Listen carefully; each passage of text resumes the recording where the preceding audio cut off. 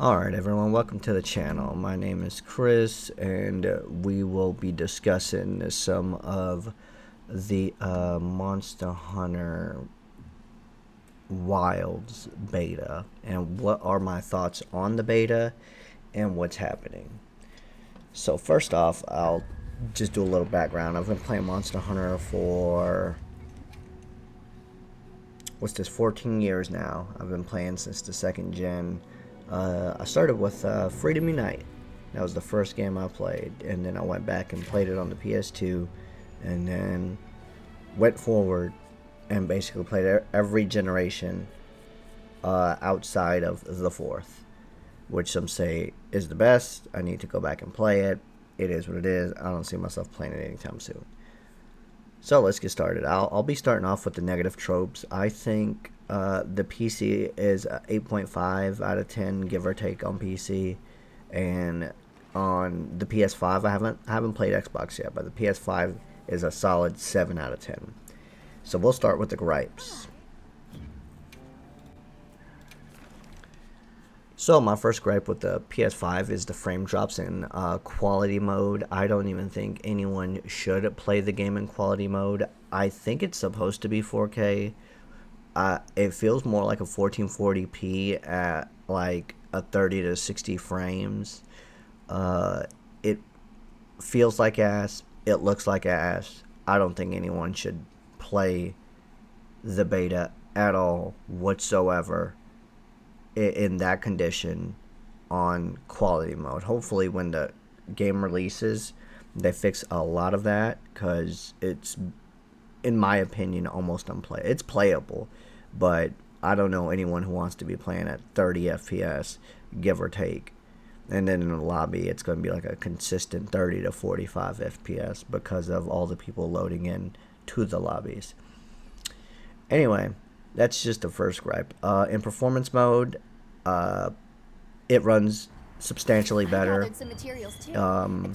You're definitely getting between 60 to 120 frames. I don't think it's maintaining a good 120 frames. The game looks like shit, in my opinion. It feels, or it looks worse than Monster Hunter World, in my opinion. And I don't know why I would want to play a newer Monster Hunter that is not on the Nintendo Switch or a Nintendo product that looks worse than the last mainline game that they had. So take that into consideration before the next game comes out. Hopefully we have a demo available in January to see how they're doing with ironing out most of this. But we'll see where that goes when the game launches. Anyway, so that's my first gripe, was the frame drops. The second gripe was there seems to be like a monster position or a monster position correction or positioning issue. I'm not sure if this is a crossplay issue on the server side due to, I guess, the PS5, Xbox, and PC having to intermingle on a Capcom server. It seems like every few hunts that I do with people on console, while I'm also on console mainly, every once in a while the monsters will just kind of slide, like they're out of position on my screen and they just need to adjust to line up with everybody else. I'm not sure if other people are encountering this, but I'll see if I can record some footage of that happening. Other than that, there's a delay issue on the server side due to, I guess, the PS5, Xbox, and PC having to intermingle on a Capcom server. It seems like every few hunts that I do with people on console, while I'm also on console mainly, every once in a while the monsters will just kind of slide, like they're out of position on my screen and they just need to adjust to line up with everybody else. I'm not sure if other people are encountering this, but well, That might be a good I'll see place if I to can set up record some camp. footage of that Let's happening. go see. Other than that, We there gotta seems to be be a careful if we lot set of up camp here. artifacting here or there. That's mainly on the PC side. Not sure what to make of that, but I guess that's just loading in specific textures, and maybe something just didn't load in right. I'm not gonna fault them for that. It's the beta. It is what it is. It's a very CPU intensive game. I have related to the crossplay, or if it's just related to this game being so CPU intensive that these consoles just can't keep up. Performance mode seems to actually get the 90 to 100 frames, but it still looks like shit, and occasionally you'll still be dropping down into those 45, 50s range just every so often. I don't I don't think I'll be playing this game on console at all, and that's coming from I played every Monster Hunter on console outside of I guess this one. I played World on PS4 and then got a PS5 and continued playing, and then I ended up building me this PC, and it's struggling to run a new game at 1440p at above 90 frames, give or take. Doesn't really make much sense to me. It is what it is. We'll go on to my gripes about on the PC. So my gripes on the PC, there's really not many.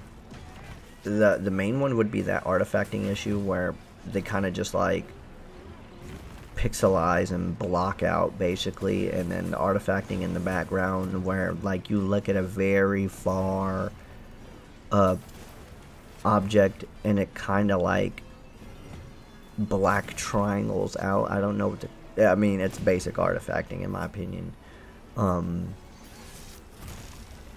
The other issue is that I know people with mid-range specs, you can turn frame gen on to get higher FPS, but in a game where positioning matters and you don't want the input lag from your controller to your screen, and you're very focused on really good dodges and counters, I think frame gen is shit.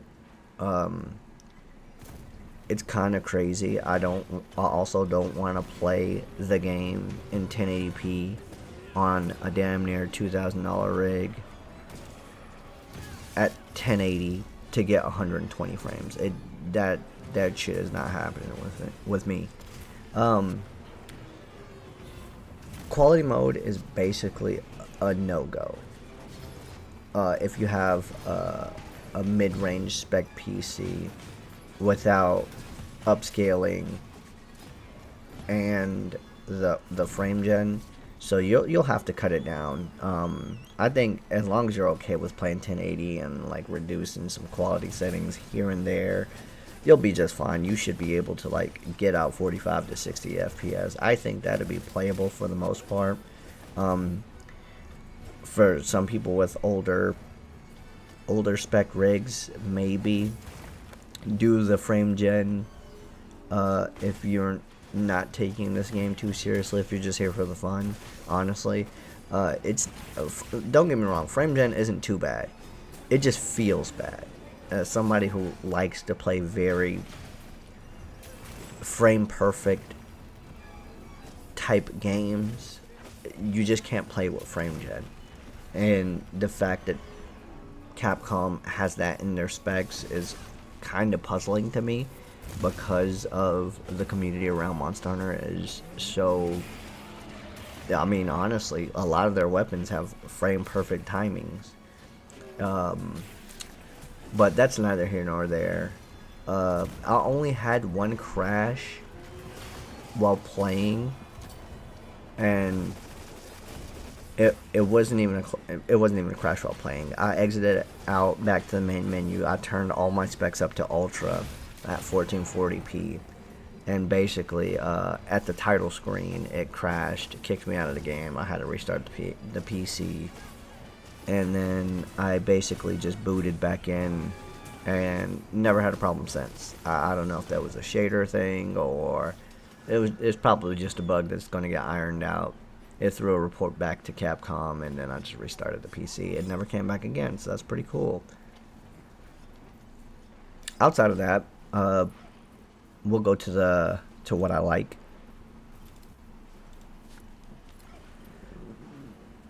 So here's what I like.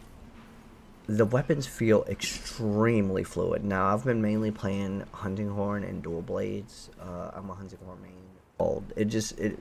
This is the first time where I feel like in Monster Hunter where, don't get me wrong, every weapon was viable, but now every weapon is almost on the same playing field. That's honestly how I feel throughout the beta so far. I haven't heard anyone complaining about specific weapon designs like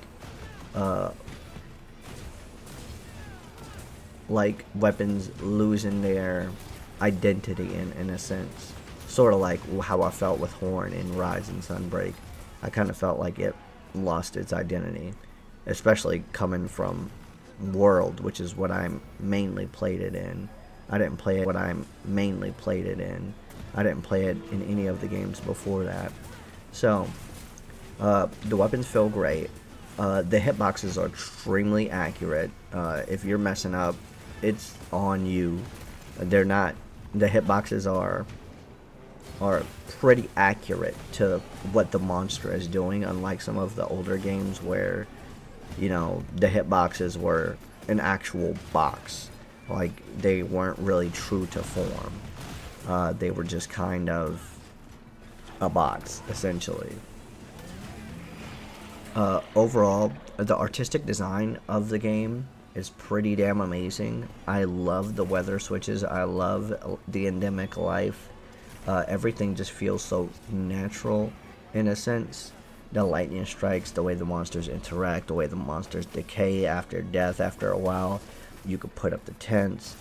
I mean, shit, even the water seems pretty dope. I hope they do something with the water in like the next expansion, if they do include underwater combat again, because I've been waiting. I went back recently and played 3 Ultimate, and I'm just waiting. I love underwater combat. It was slow and clunky, but it was just one of those neat features. Anyway, overall, I have thoroughly enjoyed my experience on console and the PC. I think Capcom is most of the way there. They just need that a little extra 30% on console, and maybe 15% of tweaking on higher end PCs, not lower end PCs. I definitely do think they need to reduce the demand on the CPU for this game and switch some of the demand to the GPU. That's my opinion. I would prefer them to go to a 50-50. I don't know why they're bottlenecking the CPU like they are, but that's neither here nor there. But essentially, those are just my outlooks. Oh yeah, the best part about this game is they got rid of our old handler. She's no longer a problem calling us pard and saying some stupid shit and always eating. Anyway, Alma's a much better upgrade. If they bring any of the handlers back, let's get the serious handler back. But anyways, those are just my thoughts on the game. You'll see some pictures here and there while the video is playing, and just let me know if you guys want me to cover anything in particular, especially settings wise, before the game or before the beta goes down, and hopefully we get a demo there in January, like usually we always do. Honestly, they usually have a demo. I think it's the first time that I've ever played a quote-unquote beta from Monster Hunter, so we'll see how everything goes when the game launches. Thank you guys for listening.